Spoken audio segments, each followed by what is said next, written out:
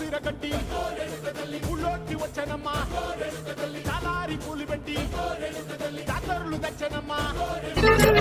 ఈ కొండపైన అర్జునుడు తపమును గావించెను పరమశివుని మెప్పించి పాశుపతం పొందెను విజయుడైన అర్జునుడి పేరిట విజయవాడైనది ఈ నగరము జగములన్నీయో జయ జయలు పలుకగా కనకదుర్గకైనది స్థిర నివాసము